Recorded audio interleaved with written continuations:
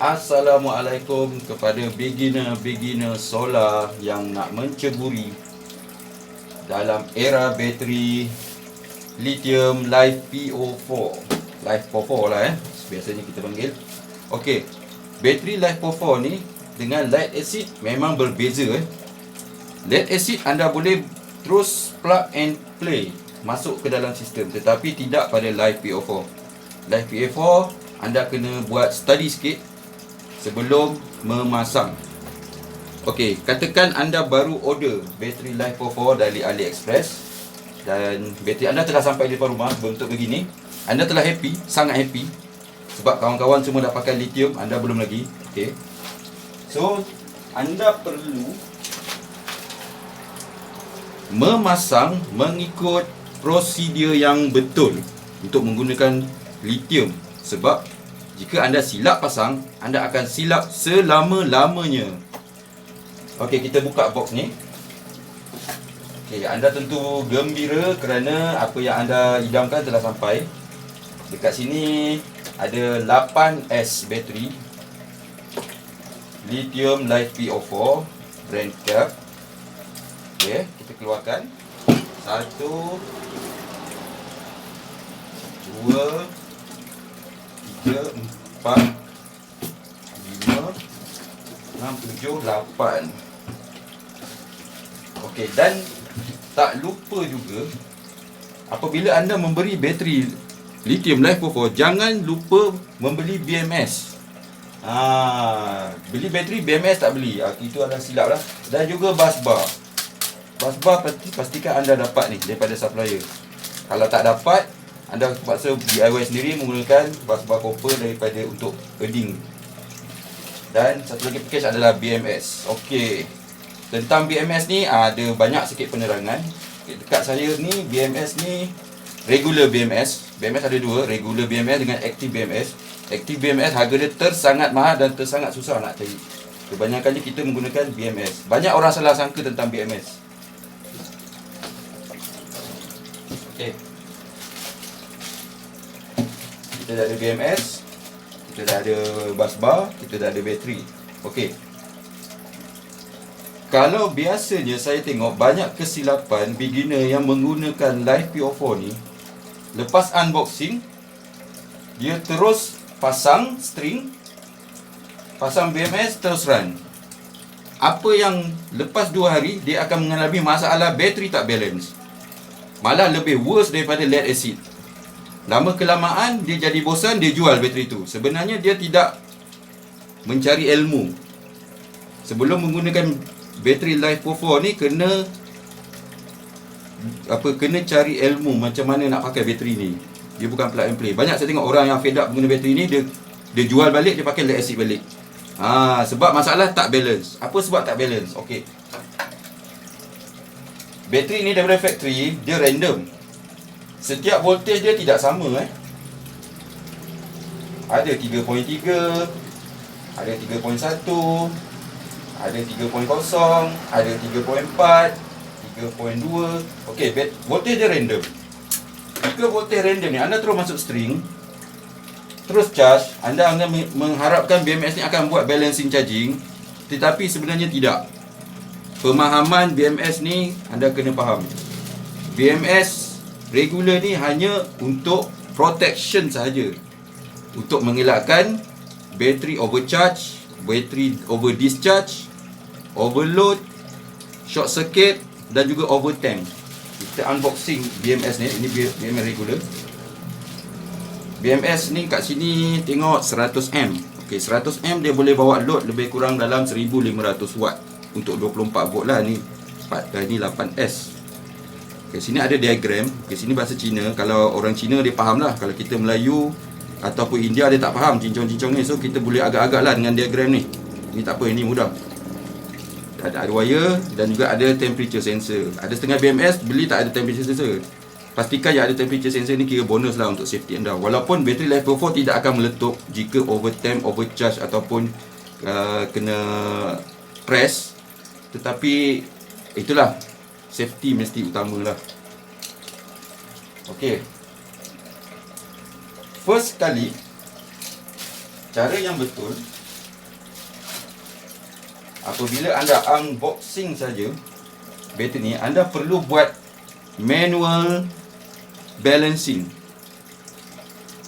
Manual balancing ni kita kena buat equalize semua sel ni mengikut satu voltage, satu reading voltage. Macam mana cara dia? Anda susunkan secara paralel 88 sel ni. 88 sel ni. Okey. Busbar. Anda kena paralelkan semua ni ke semua sel ni selama 24 jam bersamaan dengan 1 hari untuk distribute voltage ke semua sel ni sama, equal. Okey, contoh macam ni kita buat balance parallel kejap. Okey, sekarang jam menunjukkan 3 petang. So sudah cukuplah masa 24 jam kita buat kerja-kerja balancing. Ini namanya kita parallel balancing. Kita akan check setiap sel voltage pasti akan equal. Okay, sekarang kita check 3.3 volt. Kita dah buat parallel selama 24 jam. Kita akan buka balik semua ni, busbar ni, dan kita start wiring series 8S dan memasang BMS. Okey, kita buka. Okey, masih lagi dengan pertanyaan manual balancing method tu ada beberapa orang yang bertanya mengapa nak buat manual balancing method tu, sebab BMS kan boleh buat balancing, charging. Okey, anda sebenarnya silap.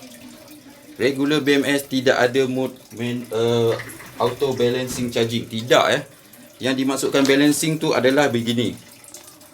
Okey, jika ada overcharge masa charge, setiap sel balancer BMS dia ada CPU, dia akan baca setiap sel. Katakan sel nombor 8 3.6, 3.6, 3.6, 3.5. Ada satu sel overshoot voltage 3.75 volt. So secara automatik BMS akan cut off. So sel bateri tak rosak. Dia menjaga bateri jangan overcharge. Dia punya function macam ni. Jika bateri tak balance, dia tidak akan bagi balance. Jika first time tak balance, tu yang saya cakap. Jika first time tak balance, dia akan tak balance selama-lamanya. Sebab itulah kita kena buat first time manual balancing. Dia kena equalkan semua voltage bateri. Jika tak buat equal lah, jadi akan jadi macam ni. So dia akan cut off. Yang mana bateri yang tak penuh, dia akan keciciran charge. Yang mana berlebihan, dia akan dulu memotong litar charging. Itu masalah dia kat sini. Jika tak buat first time manual balancing. Dan satu lagi function BMS regular adalah discharge cut off. Okey, apabila battery pack kita tak balance, jika salah satu voltage dia turun bawah 2.5, dia akan trigger low voltage. So CPU akan potong, dia akan cut off, inverter akan mati. Walaupun sel lain mempunyai voltnya masih tinggi 2.8, 2.6 sebab range bateri LiFePO4 adalah 2.5 volt low, maksimum 3.65 high. Inilah masalah dia. Bila bateri tak balance, salah satu akan drop dulu, dia akan potong. Dia akan, orang kata dia akan potong steam lah. Sistem anda estimate boleh run 10 jam, bateri tak balance, yang satu sel ni dia akan buat kacau, anda dapat 6 jam je, tak dapat 10. Ni punca dia. Semua ni berpunca daripada permulaan. Banyak orang silap buat beli bateri out of the box terus masuk charge tanpa buat balancing. Anda akan dapatlah masalah ni. Selain low dengan high discharge, function BMS adalah overheat cut off. Biasanya ada bagi temperature sensor seperti ini, temperature sensor, dan juga short circuit protection jika ada overcurrent. Kalau macam ni 100A, dia punya overcurrent dia 200A, dia akan trigger, dia akan cut off. Dan juga short circuit, sama jugalah, short circuit dia akan trigger overcurrent dan cut off. Itu sahaja sebenarnya function regular BMS yang anda beli. Tak kira lah apa brand pun, selagi dia bernama regular BMS, dia akan function seperti ini. Jika anda lama-lama fed up, tukar bateri, pakai balik bateri lama lead acid. Anda rugilah sebab LiFePO 4 cycle dia 2000. Lead acid 500 je. Salah pakai, salah setup, anda gagal. So sekarang ni saya dah buat series balik. Okey, series untuk beginilah series. Tadi parallel masa balancing. Sekarang voltage semua dah equal 3.3, 3.3, 3.3, semua dah 3.3. Jika permulaan dah equal, dia akan equal selama-lamanya. Memang macam tu. Sekarang ni waktu untuk kita mula memasang BMS. Okay. Katakan anda beli BMS begini. Macam mana nak sambung dia? Okey, kalau tengok diagram ni B+. Okey, B+ ni mewakili kabel tepi ni. B+ ni adalah positif. Ini bukan ini simbol load dia bukan bateri. Ini simbol load. Okey. B+ per sekali ini adalah positif. Anda kena sambung kepada sini. Ini positif.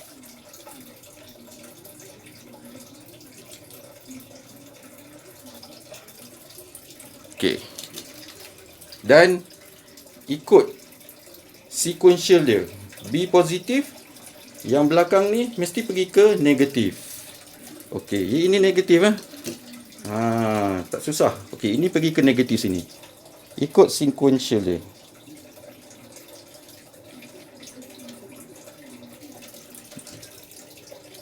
Sebab tak ada lock ni susah sikit nak ikat. Okey, macam itulah.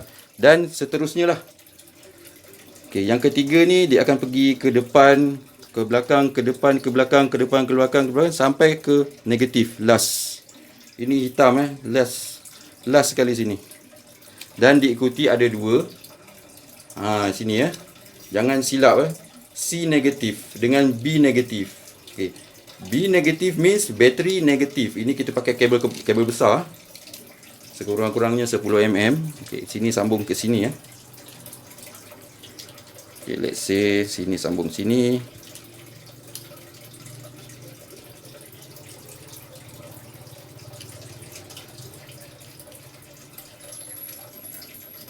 Okey.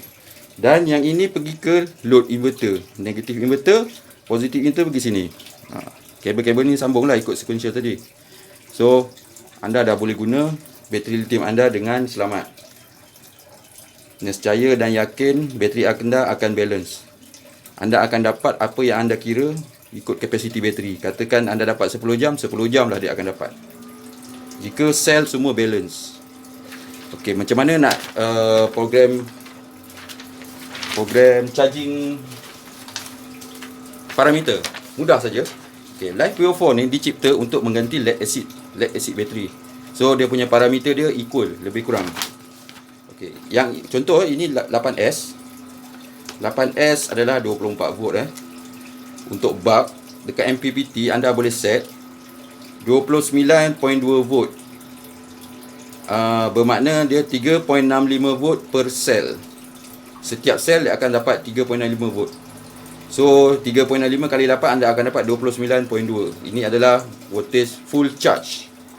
Untuk float, okey. Anda kena ingat bateri lithium, sifat bateri lithium dia tidak suka hold maximum charge dalam masa jangka yang lama. Memang itu dia punya sifat lithium. Anda tidak boleh hold charging 29.2 lebih 1 jam. Sebab itulah anda perlukan charger yang ada support CC dengan CB function. Kebiasaannya dia akan hold charge 29.2 volt ni lebih kurang bawah sejam lah, dalam 45 minit atau 40 minit. Itu MPPT memang dia akan set auto lah. Dia akan turun kepada, kita kena set kepada float. Float ni kita kena bagi rest voltage bateri tu, rest charging. Kebiasaannya kita ikut voltage lead acid lah, dia punya float 27.5 atau equal 3.43 volt per sel. So bateri anda akan sentiasa dalam keadaan sejuk. Bila bateri sejuk, jangka hayat akan panjang. Ada setengah orang dia float dia set 29.2, lama-lama bateri dia kembung. Kononnya nak tunjuk hetera, dia nak maksimum, dia buat macam lead acid, memang kembung bateri. Sebab ini lithium, bukan lead acid. Okey, clear Okay, dan sekarang simple, sambung negatif. Lepas tu ini ikut sequential tadi drawing. Saya tak boleh nak buat sebab kena pasang lock, banyak makan masa lama. Tapi ini memang simple lah, semua orang boleh buat. Itu saja. Okey. Dan saya harap video ini dapat membantu kepada beginner-beginner yang nak menceburi dunia lithium. Okey, kita Malaysia agak ketinggalan sikit dalam teknologi ni berbanding negara luar. Sebab membawa masuk bateri ni tak semudah sebenarnya nak bawa masuk ke Malaysia. Mungkin ada beberapa sekatan, dan kita harap akan dapat open lah supaya mudah kita nak pakai bateri LiFePO4 ni, sebab dia lebih untung menggunakannya berbanding bateri lead acid. Lead acid kita kena tukar 2 tahun sekali, kita rugi. Penjual untung, manufacturer untung, pengguna rugi. Kalau kita pakai LiFePO4 ni, sama-sama untung. Okey, itu sahaja untuk video kali ini. Sekian terima kasih. Semoga video ni boleh bermanfaat. Jika anda rasa bermanfaat, anda boleh tonton, boleh share dekat rakan-rakan. Jika anda rasa video ni macam tak best, macam tipu-tipu je, macam bohong-bohong je, terpulang pada anda lah, tak payah tengok lah. Macam tu. Okey, sekian terima kasih. Assalamualaikum.